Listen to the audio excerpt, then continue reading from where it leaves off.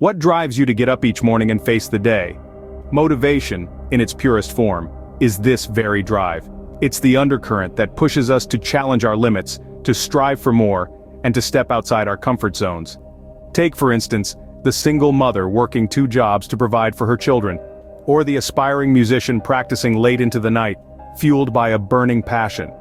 Each of them, in their own unique way, embodies the essence of motivation.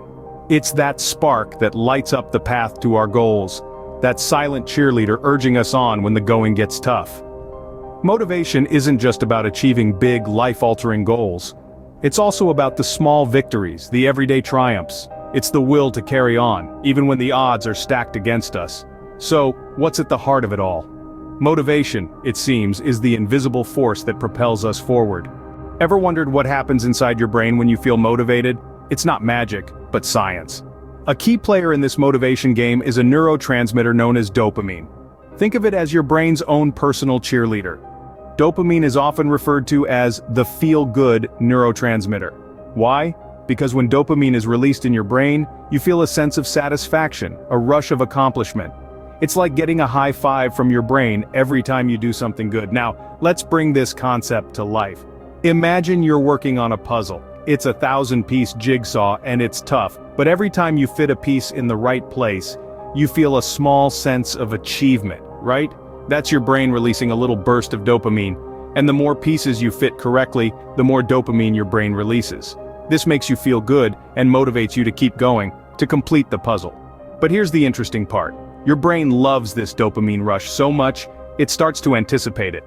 It knows that every time you achieve a small goal, like fitting a puzzle piece correctly, it's going to get that feel-good rush. So, it motivates you to keep achieving, to keep getting those dopamine hits. So, it's a cycle. Achieve a goal, release dopamine, feel good, and get motivated to achieve more. The science of motivation, it seems, is all about chasing that dopamine high. But how do you ignite that spark of motivation when you're feeling low? You might be wondering, well, cultivating motivation isn't a one-time event. It's a process, a journey. Let's delve into some practical methods that can help you increase your motivation. Firstly, setting realistic goals is vital. When you aim for the moon, even if you miss, you'll land among the stars. But remember, those stars need to be within reach. Setting goals that are too ambitious can lead to disappointment and demotivation, so make sure your goals are challenging yet achievable. Secondly, rewarding oneself for achievements is a powerful motivator. Celebrate your victories no matter how small. Each step forward is a step closer to your ultimate goal. Remember, it's a marathon, not a sprint. Maintaining a positive mindset is equally crucial. It's like the sunshine that nurtures the plants in your garden of motivation.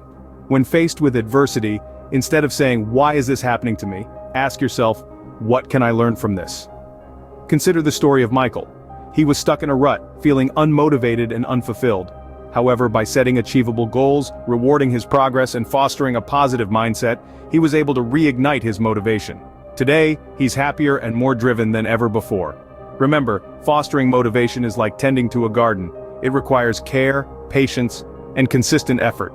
And like a well-tended garden, the fruits of your motivation will be bountiful and rewarding. Are you ready to kickstart your motivation journey? Let's take a moment to revisit the key points we've covered. We've delved into the essence of motivation, exploring its fundamental role in driving our actions and shaping our lives.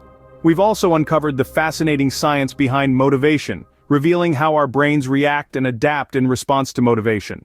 From there, we ventured into the realm of cultivating motivation, discussing practical techniques you can implement to foster and nurture your motivation. Remember, motivation isn't a fleeting feeling, but a skill that can be honed and mastered.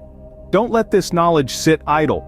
Apply these techniques in your everyday life. Whether it's setting a goal to read a book, learning a new skill, or embarking on a fitness journey, use these tools to fuel your motivation. So go ahead, set a goal, achieve it, reward yourself, and keep the motivation cycle going.